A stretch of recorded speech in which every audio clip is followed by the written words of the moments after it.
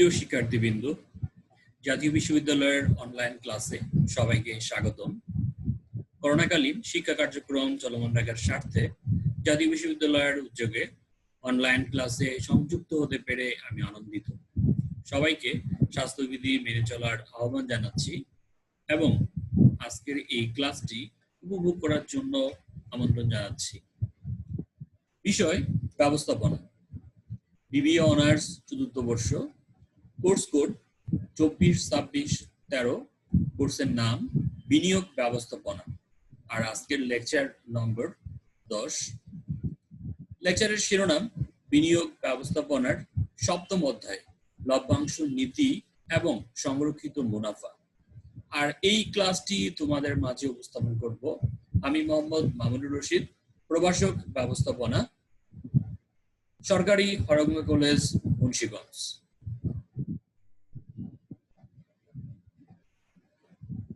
বিনিয়োগ ব্যবস্থাপনা এই কোর্সের জন্য যেই বইগুলো তোমরা পড়তে পারো তা এখানে দেওয়া রয়েছে। তোমরা ইংলিশ ভার্সনের যে বইগুলো রয়েছে সেগুলো ফলো করতে পারো এবং বাংলা মিডিয়ামের যে বইগুলো রয়েছে সেগুলোও তোমরা ফলো করতে পারো। তবে যেহেতু আমাদের থিওরি বাংলাতে লিখতে হয় পরীক্ষায়, সেজন্য বাংলা মিডিয়ামের কিছু বই তোমরা কিনতে পারো। এছাড়া তোমাদের কোর্স রিলেটেড যে শিক্ষক থাকবেন তিনি যেই বই রেফার করবে তুমি সেই বইটিও ফলো করতে পারো।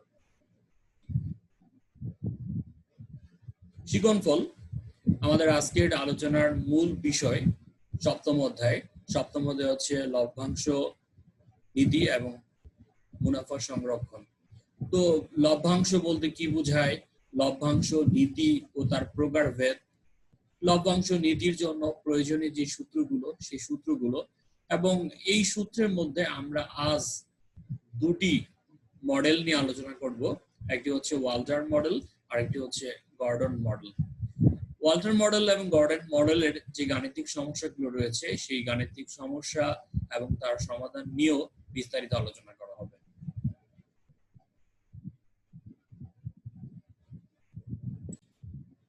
যদি একটু স্ক্রিনে লক্ষ্য করি তাহলে আমরা দেখতে পাচ্ছি যে এখানে একটি পিজার মতো রয়েছে, যে পিজার একটি অংশ নিয়ে নেওয়া হচ্ছে।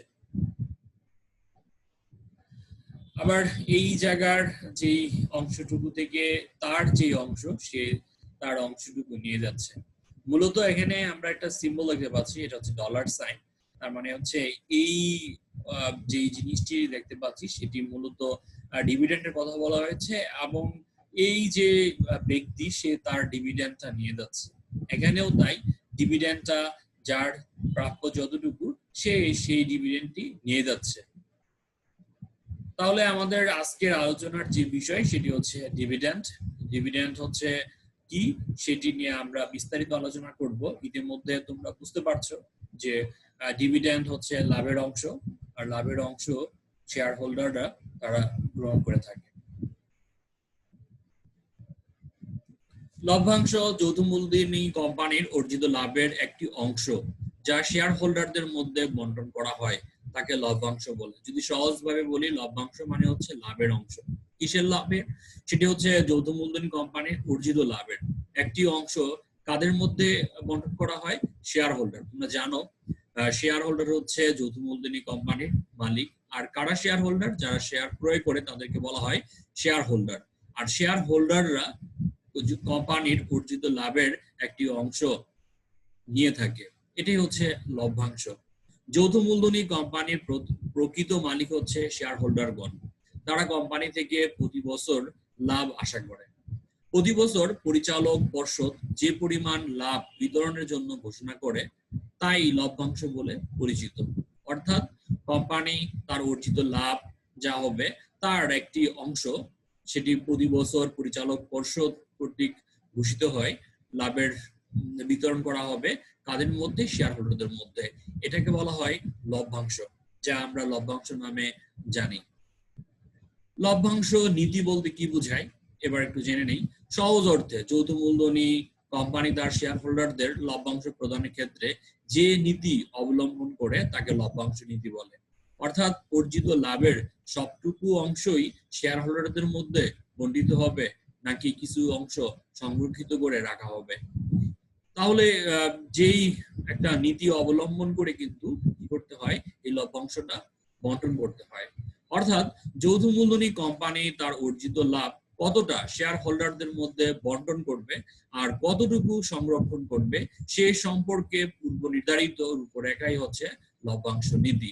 অর্থাৎ আমি কতটুকু বন্টন করব আর কতটুকু রেখে দিব, এটা কোম্পানির তার ইচ্ছা মতো করলে হবে না, এটা কিন্তু তার একটা নির্দিষ্ট নীতিমালা থাকা উচিত। আর যে নীতির আলোকে এই লভ্যাংশ গুলো বন্টন করা হচ্ছে সেটাই হচ্ছে লভ্যাংশ নীতির কথা। লভ্যাংশ নীতির যেই তত্ত্ব রয়েছে বা থিওরি রয়েছে সেটাকে মূলত দুটি ভাগে ভাগ করা হয়। একটি হচ্ছে প্রাসঙ্গিকতার তত্ত্ব আর একটি হচ্ছে অপ্রাসঙ্গিকতার তত্ত্ব। প্রাসঙ্গিকতার তত্ত্বর যে দুজন পণ্ডিত বা অর্থনীতিবিদ রয়েছেন তাদের মধ্যে একজন হচ্ছে ওয়াল্টার, যেটি ওয়াল্টার মডেল নামে পরিচিত, আরেকটি হচ্ছে গর্ডন মডেল। আর অপ্রাসঙ্গিক তত্ত্ব এমএম মডেল, মডিগ্লানি এন্ড ভিলার কর্তৃক ঘোষিত যে মডেল সেটি হচ্ছে এমএম মডেল, এটিকে অপ্রাসঙ্গিকতার তত্ত্বের অন্তর্ভুক্ত রয়েছে। তাহলে আমরা একটু জেনে নিব প্রাসঙ্গিকতার তত্ত্ব বলতে মূলত কি বোঝায়।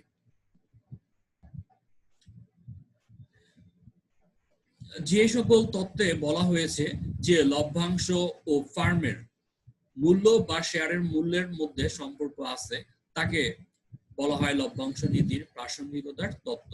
অর্থাৎ যদি কোনো প্রতিষ্ঠান লভ্যাংশ প্রদান করে থাকে তার ফলে তার ফার্মের মূল্য অথবা শেয়ারের মূল্যের পরিবর্তন হবে।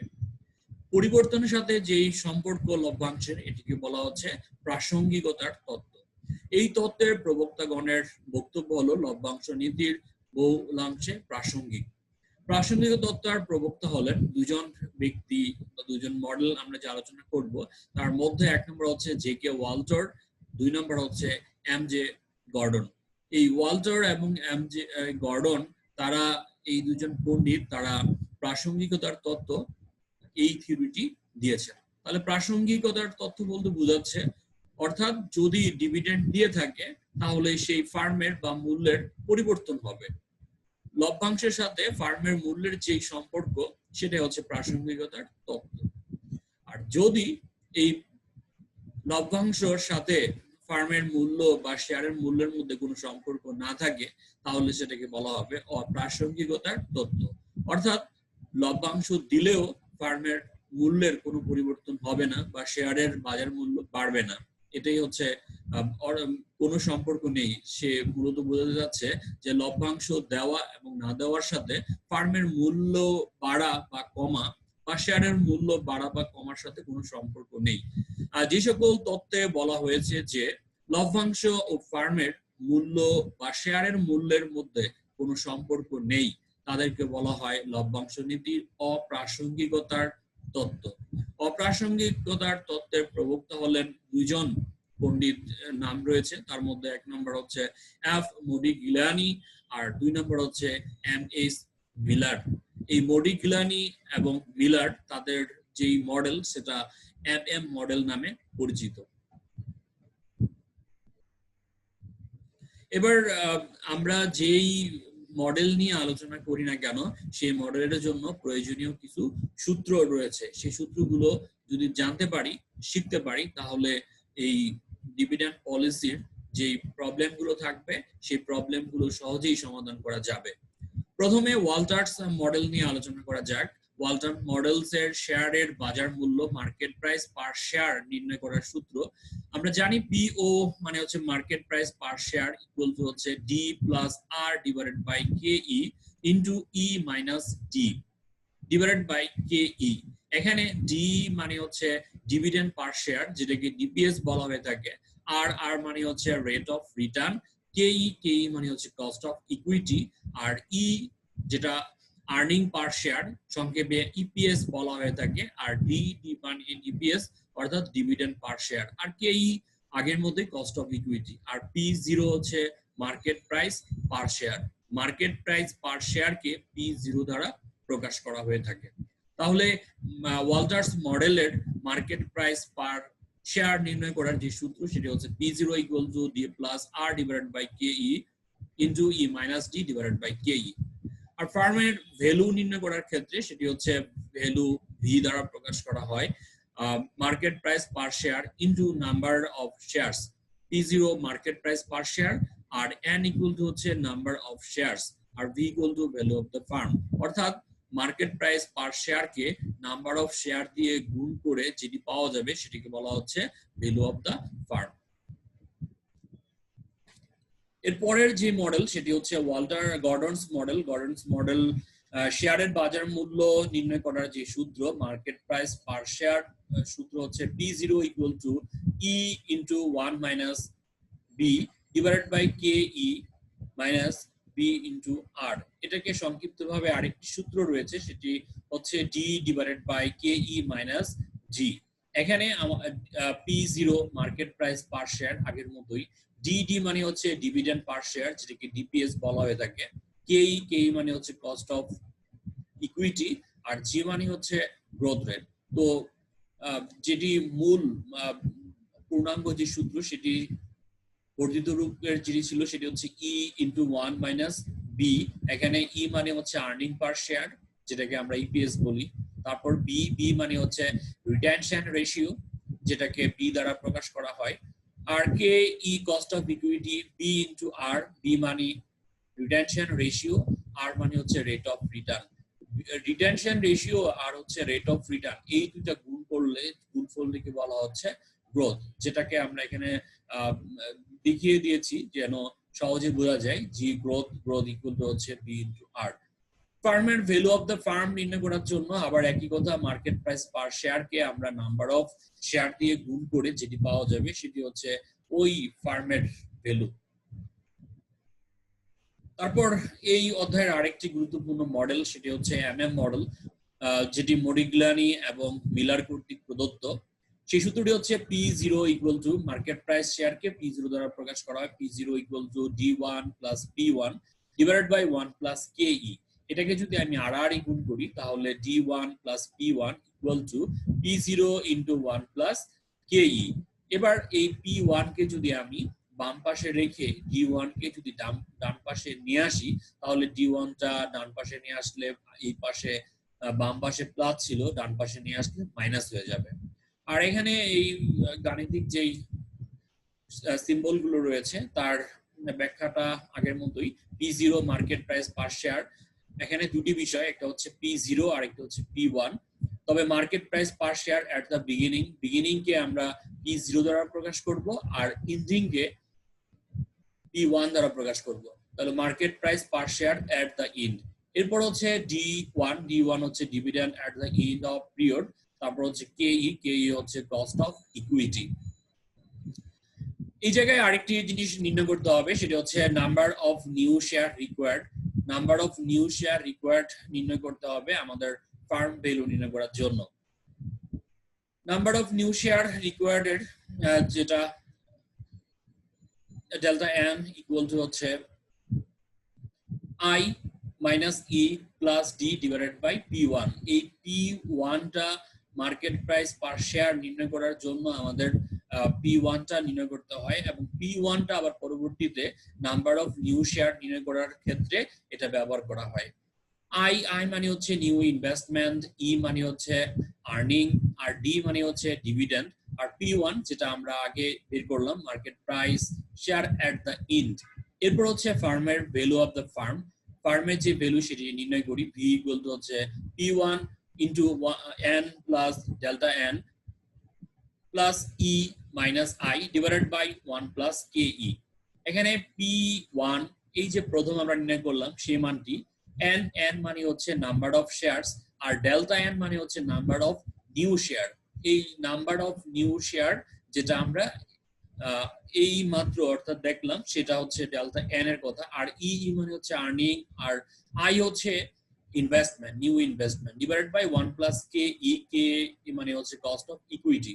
অর্থাৎ ভ্যালু অফ দ্য ফার্ম নির্ণয় করার জন্য আমাদের নাম্বার অফ নিউ শেয়ার নির্ণয় করতে হবে এবং নাম্বার অফ নিউ শেয়ার নির্ণয় করার জন্য market price per share at the end P1 নির্ণয় করতে হয়। তো এই হচ্ছে এই অধ্যায়ের যেই মডেলগুলো রয়েছে সেই মডেলগুলোর যে সূত্রগুলো প্রয়োজনীয় সেই সূত্রগুলো নিয়ে আলোচনা করলাম। এবার আমরা ওয়ালটন মডেলের জন্য একটি প্রবলেম নিয়ে আলোচনা করব, সেই প্রবলেমটি সমাধানও করব। প্রথম যে প্রবলেমটি, সেই প্রবলেমটি হচ্ছে the PQS company limited earning per share is টাকা 10.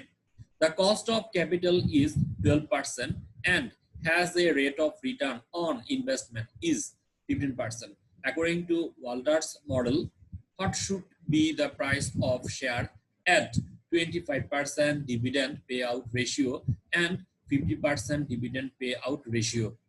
তার মানে প্রশ্নটা আমরা একটু ভালোভাবে বুঝতে হবে। প্রশ্নটা যদি ভালোভাবে বোঝা যায় তাহলে প্রশ্নের সলিউশন করাটা খুব সহজ হবে, আর যদি প্রশ্নটা আমরা ভালোভাবে বুঝতে না পারি তাহলে কিন্তু জটিল হয়ে যাবে।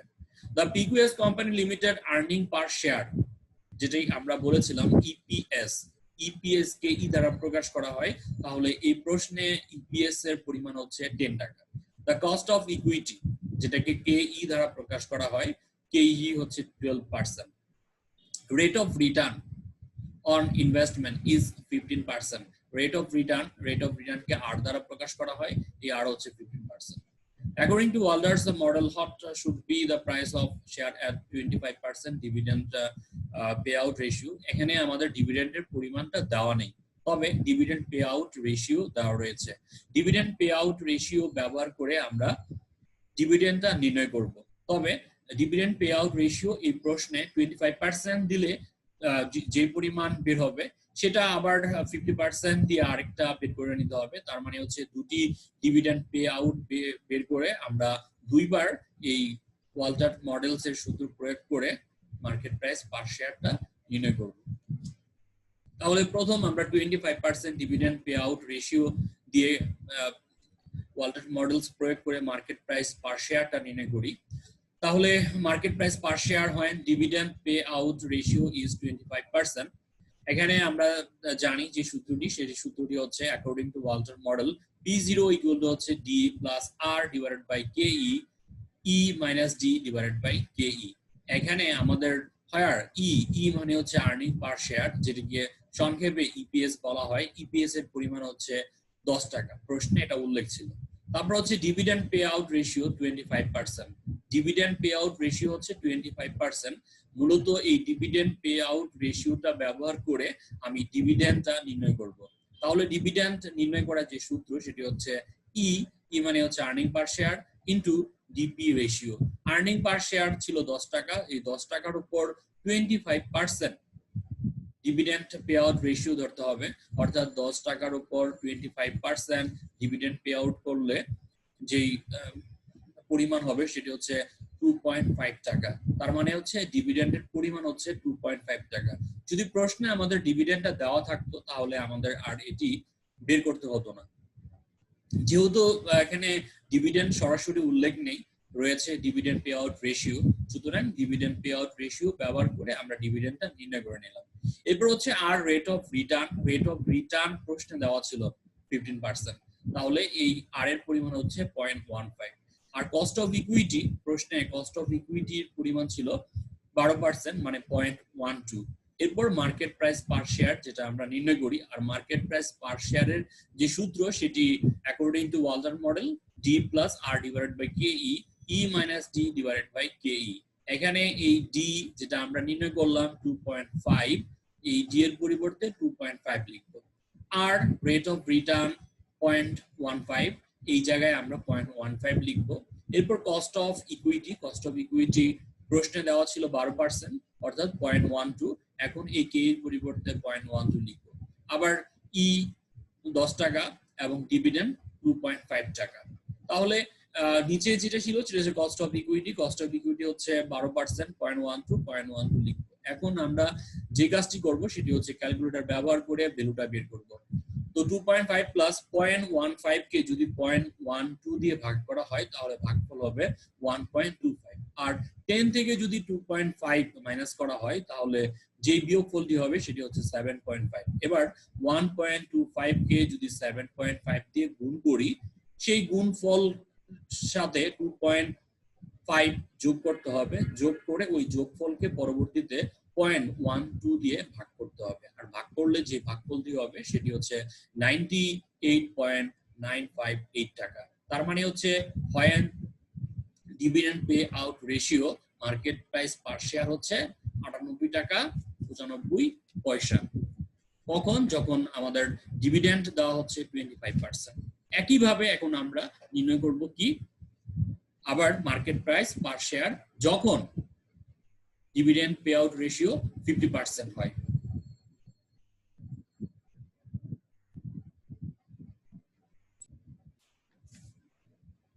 আগের মতো আমরা আবার মার্কেট প্রাইস পার শেয়ারের যে সূত্র সেই সূত্রটি লিখবো। সেই সূত্রটি লিখে এখানে হোয়ার দিয়ে ই আর্নিং পার শেয়ার 10 টাকা লিখবো, আর ডিভিডেন্ড পে আউট রেশিও 50%। এবার ডিভিডেন্ড পে আউট 50% ব্যবহার করে ডিভিডেন্ডটা নির্ণয় করতে হবে। সেটা কিভাবে?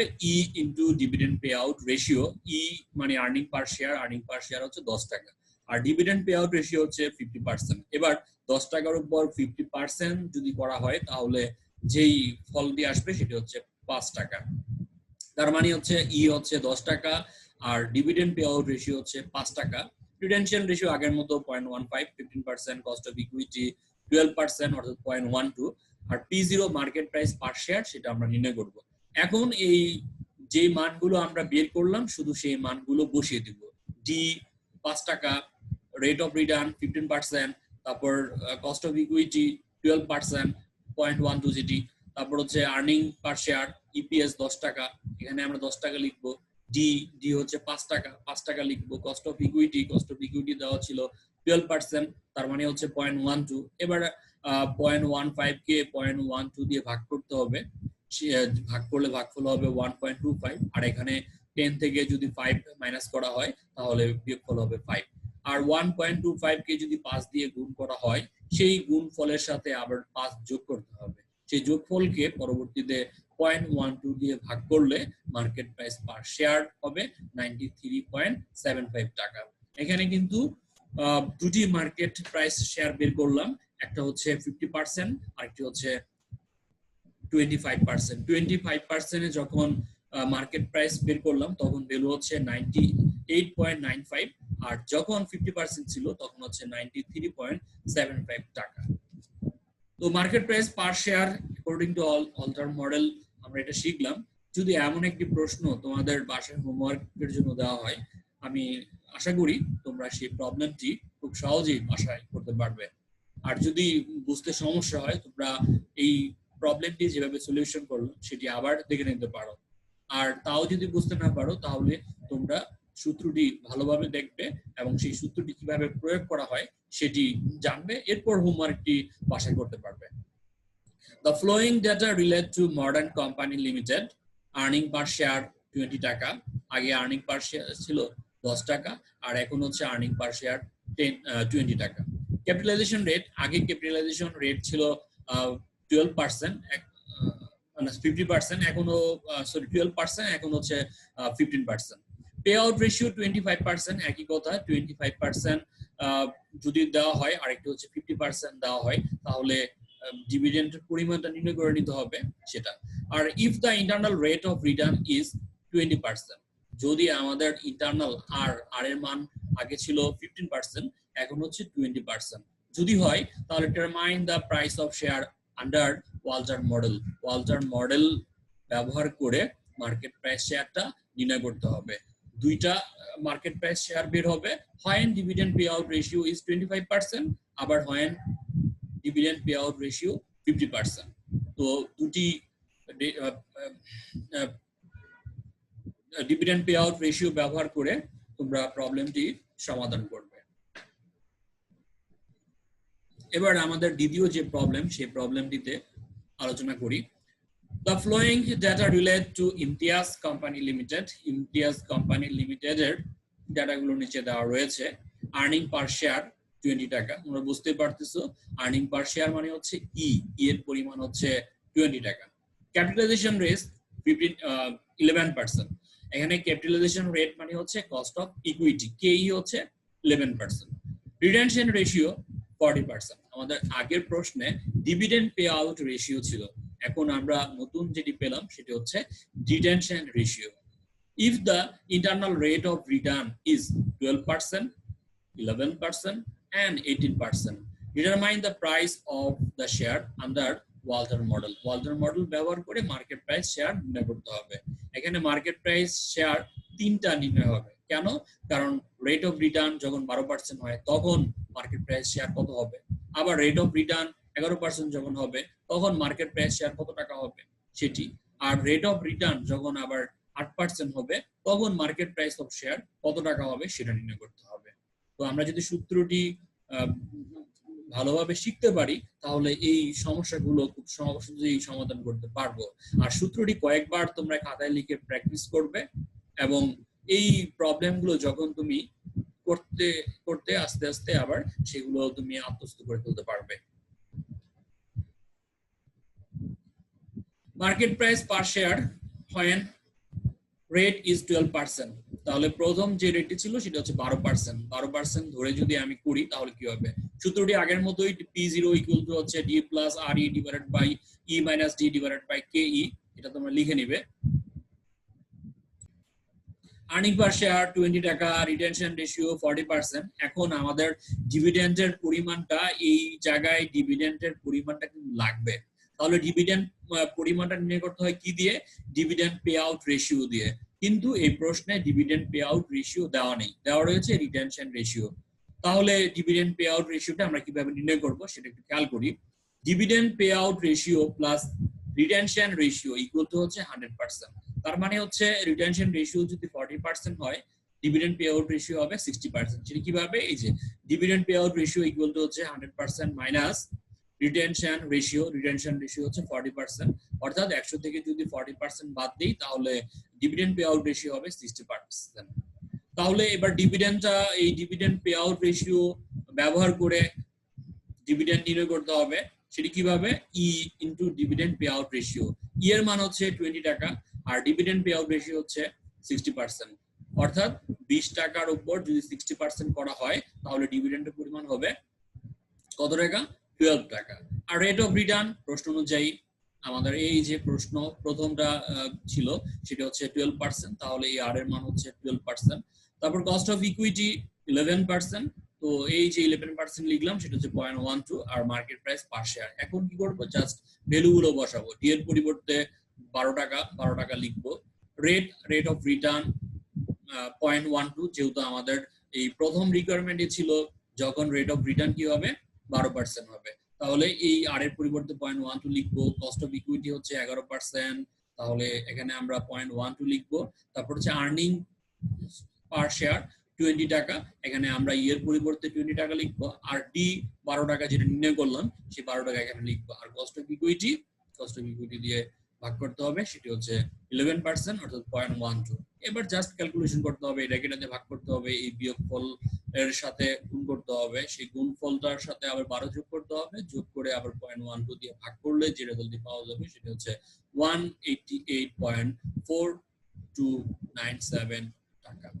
অর্থাৎ যখন 12% রেট অফ রিটার্ন হয় তখন মার্কেট প্রাইস শেয়ার হচ্ছে 188.4297।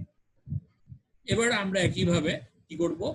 Market price per share when rate is return 11%, যখন 11% হয় তখন কি হবে সেটা। তো এই জায়গায় আমাদের আগের মতো আর্নিং পার শেয়ার 20 টাকা সবই ঠিক থাকবে। তারপর হচ্ছে ডিভিডেন্ডও 12 টাকা। রেট অফ রিটার্ন, এবার রেট অফ রিটার্নটা শুধুমাত্র চেঞ্জ হবে, 0.12 হবে। কস্ট অফ ইকুইটি 11%, এটাও 12 market price of per share. এখানে আমাদের ডিভিডেন্ডের শুধু এই আর এর মানটি পরিবর্তন হবে, আর আগের মতোই সব থাকবে। ডিভিডেন্ড 12 টাকা, রেট অফ রিটার্ন 0.11, যেহেতু এখানে 0.11 রয়েছে। কস্ট অফ ইকুইটি 11%, তাহলে 0.11 হবে। তারপর 20 থেকে 12 মাইনাস করতে হবে, এবার সেটাকে আবার 0.11 দিয়ে ভাগ করতে হবে। তো এটা ক্যালকুলেশনটা তোমরা ক্যালকুলেটর ব্যবহার করে করবে। ক্যালকুলেটর ব্যবহার করলে নির্ভুল তোমরা করতে পারবে খুব সহজেই। এই ক্যালকুলেটরের মান ব্যবহার করে করা যায়। তো এটাকে এটা দিয়ে ভাগ করবে এবং এই বিয়োগফলকে গুণ করবে, সেটাকে আবার 12 দিয়ে যোগ করবে, যোগ করে আবার 0.12 দিয়ে ভাগ করলে যে ফলাফল দিয়ে আসবে সেটা হচ্ছে 181.8188। তার মানে হচ্ছে এই রেট অফ রিটার্ন যদি 11% হয় সেক্ষেত্রে মার্কেট প্রাইস শেয়ার হবে 181 টাকা পয়সা। এবার রেট অফ রিটার্ন যদি 8% হয় তাহলে আমাদের যে কাজটি করতে হবে এই আর এর পরিবর্তে 0.08 আমরা শুধু লিখবো। আর ডিভিডেন্ড 12 টাকা সেটাও ঠিক থাকবে, cost of equity, earning per share সব ঠিক থাকবে, শুধুমাত্র আমাদের এই ভ্যালুটা চেঞ্জ করতে হবে। তাহলে 0.08 কে 0.11 দিয়ে ভাগ করতে হবে, ভাগ করে যে ফলাফলটি পাওয়া যাবে তার সাথে 20 থেকে 12 বিয়োগ করলে 8 হবে, এটা আর 0.7272 গুণ করলে সেই গুণফলের সাথে আবার 12 যোগ করতে হবে, যোগ করে সেই যোগফলকে আবার 0.11 দিয়ে ভাগ করতে হবে, ভাগ করে যে ফলাফলটি আসবে সেটা হচ্ছে 161.983। অর্থাৎ আমরা তিনটা রেট অফ রিটার্ন ব্যবহার করে মার্কেট প্রাইস শেয়ার নির্ণয় করলাম। যদি এই প্রবলেমটি বুঝতে পারো তাহলে তোমরা এই হোমওয়ার্ক যেটি থাকবে সেই হোমওয়ার্কটি খুব সহজেই বাসায় করতে পারবে। From the flowing information of Dina Company Limited, earning per share 10 টাকা, capitalization rate 10%, retention ratio 40%. If the internal rate of return is 15%, 20%, and 8%, determine the market price of the share under Walter model. Walter model ব্যবহার করে এখানে আমাদের তিনটা rate of return ব্যবহার করে কি করতে হবে, মার্কেট প্রাইস শেয়ার নির্ণয় করতে হবে। আর রিটেনশন রেশিও 40%, তার মানে হচ্ছে ডিভিডেন্ড পে আউট রেশিও 60%। যদি ডিভিডেন্ড পে আউট রেশিও দেওয়া থাকতো তাহলে আমাদের আরো সহজ হয়ে যেত, আর যেহেতু রিটেনশন রেশিও দেওয়া নেই সেই জন্য রিটেনশন রেশিও ব্যবহার করে আমরা ডিভিডেন্ড পে আউট রেশিও বের করব। সেটা কিভাবে, 100% minus retention ratio equal to হচ্ছে ডিভিডেন্ড পে আউট রেশিও। তো তোমরা এটা বাসায় পড়বে এবং আমি আশা করি তোমরা এই প্রবলেমটি সমাধান করতে পারবে।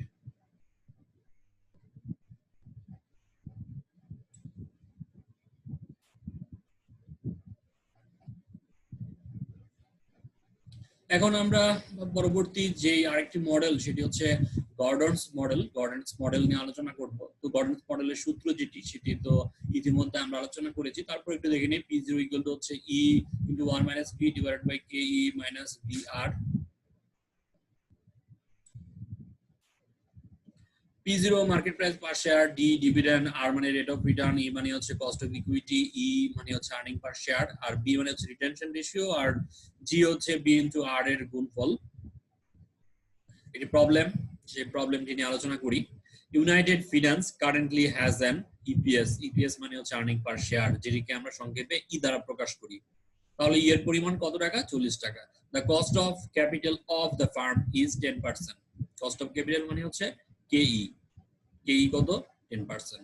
And internal rate of return, rate of return কে কি দ্বারা প্রকাশ করা হয়, আর দ্বারা প্রকাশ করা হয়, সেটি কত percent, 4%। If the company page 60% dividend, যদি কি করে 60% ডিভিডেন্ড দিয়ে থাকে অফ ইটস আর্নিং এর উপর, then calculate the price of the share according to Gordon's model. Gordon's model ব্যবহার করে মার্কেট প্রাইস শেয়ার নির্ণয় করব। এর আগে আমরা শিখেছি ওয়াল্টার মডেল, আর এখন হচ্ছে গর্ডনস মডেল। তো গর্ডনস মডেলের কি সমাধান করার পূর্বে গর্ডনস মডেলের যে সূত্র সেই সূত্রটি কিন্তু আমরা আলোচনা করেছিলাম, তারপরে তোমরা আবার সূত্রটি দেখে নেবে। Market price per share under Gordon's model, Gordon's মডেলের কথা হচ্ছে P0 ইকুয়াল টু হচ্ছে E into 1 minus B divided by KE minus B into R। এই প্রশ্নে E আর্নিং পার শেয়ার কত টাকা, 40 টাকা প্রশ্ন উল্লেখ ছিল। তারপর ডিভিডেন্ড পে আউট রেশিও কত percent, 60%। 60% dividend pay out ratio, এখন আমাদের কি বের করতে হবে, রিটেনশন রেশিও, কারণ এই প্রশ্নে আমাদের ডিভিডেন্ড পে আউট রেশিও লাগে না, লাগে হচ্ছে রিটেনশন রেশিও। তো আমরা যেটা বলেছিলাম যে dividend pay out ratio plus retention ratio equal to হচ্ছে 100%।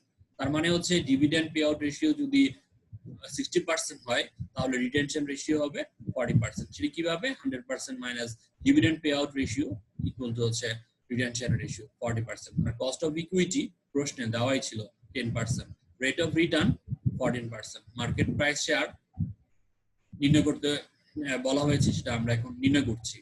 কিভাবে, এই যে সূত্র সেই সূত্রটিতে আমরা এখন মানগুলো শুধু বসাবো। ই আর্নিং পার শেয়ার কত টাকা, 40 টাকা, এখানে আমরা ই এর পরিবর্তে 40 টাকা লিখবো। তারপর 1 মাইনাস বি, বি মানে হচ্ছে রিটেনশন রেশিও, রিটেনশন রেশিও যেটা সেটা হচ্ছে 40%, তার মানে হচ্ছে 0.4। তারপর cost of equity, cost of equity হচ্ছে 10%, মানে হচ্ছে 0.10।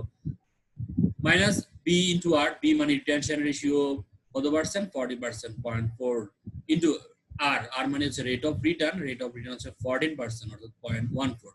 এবার 1 থেকে যদি 0.4 মাইনাস করা হয় তাহলে বিয়োগফল হবে 0.6, আর এখানে 0.4 ইন্টু 0.14 এই দুটাকে যদি গুণ করি তাহলে গুণফল হবে 0.056। এবার 40 কে যদি 0.6 দিয়ে গুণ করা হয় তাহলে গুণফল হবে 24, আর নিচে 0.10 কে যদি 0.056 মাইনাস করি তাহলে যে বিয়োগফলটি হবে সেটা হচ্ছে 0.044। এবার 24 কে যদি 0.044 দিয়ে ভাগ করা হয় তাহলে যে ভাগফলটি হবে সেটা হচ্ছে 545.45 টাকা। তাহলে market price per share under Gordon's model অনুযায়ী কত টাকা হলো, 545 টাকা 45 পয়সা। এই প্রবলেমটি যদি বুঝে থাকো তাহলে তোমাদের জন্য একটি হোমওয়ার্ক থাকবে, সেই হোমওয়ার্কটি তোমরা বাসায় করবে। যদি আগের প্রবলেমটি বুঝতে পারো তাহলে এই প্রবলেমটি তোমরা খুব সহজেই করতে পারবে। The following data related to Modern Company Limited, earning per share 20 টাকা, capitalization 15%, payout ratio 25%। এখানে payout ratio মানে dividend payout ratio, তাহলে dividend payout ratio যদি 25% হয়, retention ratio কত, 75%। আবার যদি 50% হয় তাহলে retention ratio হবে কত, 50%। If the internal rate of return is 15%, মানে আর হচ্ছে কত, 15%. Determine the price of the share under Gordon's model. Gordon's model অনুযায়ী মার্কেট প্রাইস শেয়ার নির্ণয় করতে হবে। এখানে কিন্তু মার্কেট প্রাইস শেয়ার দুইটা বের করতে হবে। যখন ডিভিডেন্ড পে আউট রেশিও 25% তখন একটি বের করতে হবে, আবার যখন ডিভিডেন্ড পে আউট রেশিও 50% তখন আরেকটি মান বের করতে হবে। আগের মতোই 25% দিয়ে তোমরা rate dividend pay out ratio 25% সেটা ব্যবহার করে করবে, আবার 50% সেটা ব্যবহার করে করবে। তাহলে সূত্রটি যদি জানো তাহলে কিন্তু এটি সহজে করতে পারবে। E into 1 minus B divided by KE minus B into R। তাহলে E কত টাকা, এই প্রশ্নে 20 টাকা, তাহলে তোমরা কত টাকা লিখবে এই জায়গায়, 20 টাকা লিখবে। 1 minus B, B কত, রিটেনশন রেশিও এখানে দেওয়া নেই, বের করে নিতে হবে। অর্থাৎ ডিভিডেন্ড পে আউট রেশিও 25%, তার মানে রিটেনশন রেশিও হচ্ছে 75%। তাহলে এই জায়গায় তোমরা কি করবে, এই বি এর পরিবর্তে 0.75 লিখবে। তারপর কস্ট অফ ইকুইটি কত, ক্যাপিটালাইজেশন রেট 15%, এই জায়গায় কস্ট অফ ইকুইটি 15% লিখবে। বি ইনটু যেটা 75 বললাম, আর রেট অফ রিটার্ন হচ্ছে 15%, এখানে 15% দিয়ে গুণ করবে, গুণ করে এই রেজাল্টটি বের করবে। এটা একবার করবে, দেন 50% আবার রিটেনশন রেশিও যখন 50% হয় সেই ক্ষেত্রে মার্কেট প্রাইস শেয়ার কত হবে সেটা তোমরা করবে। তো এই হোমওয়ার্কটি তোমরা বাসায় নিশ্চয়ই করতে পারবে আমি আশা করি। এবার আরেকটি প্রবলেম দেখি। The following data relate to Imtiaz company limited. Imtiaz company লিমিটেডের তথ্যগুলো নিচে দেওয়া রয়েছে। Earning per share 20 টাকা, capitalization rate 11%, retention ratio 40%.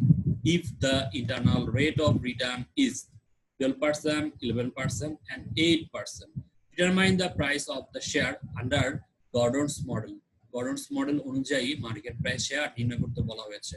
এখানে আমাদের গর্ডনস মডেলের যা যা লাগে সেটি হচ্ছে আর্নিং পার শেয়ার ই 20 টাকা, ক্যাপিটালাইজেশন রেট সেটাও দেওয়া রয়েছে, রিটেনশন রেশিও সেটাও দেওয়া রয়েছে, শুধু সবই দেওয়া রয়েছে রেট অফ রিটার্ন 12%। তাহলে এখানে আমাদের রেট অফ রিটার্ন কয়টা দেওয়া রয়েছে, 3টি দেওয়া রয়েছে। তাহলে আমাদের 3টি রেট অফ রিটার্ন ব্যবহার করে মার্কেট প্রাইস শেয়ার নির্ণয় করতে হবে।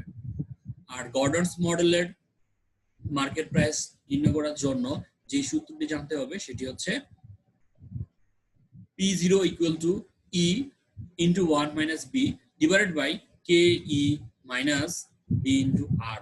তো এই প্রশ্নে E আর্নিং পার শেয়ার কত টাকা, 20 টাকা, রিটেনশন রেশিও কত, 40%, কস্ট অফ ইকুইটি কত পার্সেন্ট, 11%। এখানে market price per share under Gordon's model হয় and রেট ইজ কত পার্সেন্ট, 12% ব্যবহার করে আমরা এখন করছি। P0 মার্কেট প্রাইস শেয়ার নির্ণয় করব। এখন শুধুমাত্র এই যে সূত্র, সেই সূত্র যে মানগুলো রয়েছে সেই মানগুলো শুধু বসিয়ে দেব। ই 20 টাকা, এখানে আমরা এর পরিবর্তে 20 টাকা লিখবো। 1 মাইনাস বি, বি মানে হচ্ছে রিটেনশন রেশিও 40%, সুতরাং এখানে 0.4। কস্ট অফ ইকুইটি কে, কে হচ্ছে 11%, এখানে 0.11 লিখবো। মাইনাস বি ইন্টু আর, বি মানে হচ্ছে রিটেনশন রেশিও, রিটেনশন রেশিও হচ্ছে 40%, তার মানে হচ্ছে 0.40। আর আর আর মানে হচ্ছে rate of return, rate of return হচ্ছে 12%, মানে হচ্ছে 0.12। তো আগের মতোই 1 থেকে 0.4 যদি মাইনাস করি তাহলে যে বিয়োগফলটি হবে সেটা হচ্ছে 0.6। এবার 20 কে যদি 0.6 দিয়ে গুণ করি তাহলে গুণফল হবে 12।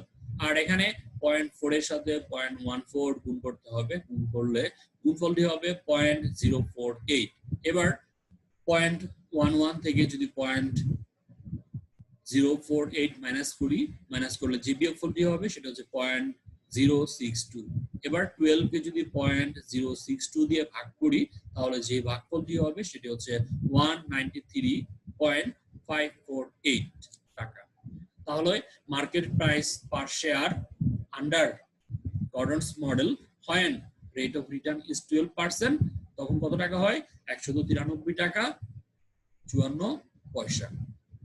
এবার আবার মার্কেট প্রাইস নির্ণয় করব যখন কত হবে? রেট অফ রিটার্ন 11% হয়। তাহলে 11% ব্যবহার করে আবার করতে হবে, শুধুমাত্র এখানে আমাদের এই রেট অফ রিটার্নটা চেঞ্জ করতে হবে। অর্থাৎ এই আর এর জায়গায় আমরা আগে লিখেছিলাম 12%, এখন লিখব 11%। এই শুধু কাজ, আর তেমন কোনো কাজ নেই। ই আগেও ছিল 20 টাকা, এখনো 20 টাকা। রেট অফ রিটেনশন রেশিও 40% লিখবো। কস্ট অফ ইকুইটি 11%, এখানে 11% লিখবো। তারপর বি রিটেনশন রেশিও 40% লিখবো। আর রেট অফ রিটার্ন 11% লিখবো। তারপর 1 থেকে 0.4 মাইনাস করলে 0.6 হবে। 20 কে 0.6 দিয়ে গুণ করতে হবে, তারপর 0.11। এবার 0.4 কে 0.11 দিয়ে গুণ করলে হবে 0.044। এবার 20 কে যদি 0.6 দিয়ে গুণ করি তাহলে হবে 12। আর 0.11 থেকে মাইনাস করলে 0.04, তাহলে যে বিয়োগফলটি হবে সেটা হচ্ছে 0.066। এবার 12 কে যদি 0.066 দিয়ে ভাগ করা হয় তাহলে যে ভাগফলটি হবে সেটি হচ্ছে 181.82 টাকা। পরবর্তী আরেকটি রেট অফ রিটার্ন সেটা হচ্ছে 8%। যখন 8% হবে সেক্ষেত্রে কি হবে সেটা আমরা এবার দেখি। শুধুমাত্র আমাদের এই জায়গায় আর এর পরিবর্তনটাই হবে, আর বাকি সব আগের মতোই থাকবে। অর্থাৎ এই আর আগে ছিল 12, তারপর হচ্ছে 11, এখন হচ্ছে 8%। তার মানে এই আর এর পরিবর্তে আমরা 0.08 লিখবো। আর আগের মধ্যে সবই থাকবে। 20 হবে, 1 থেকে 0.4 বাদ দিলে 0.6 হবে।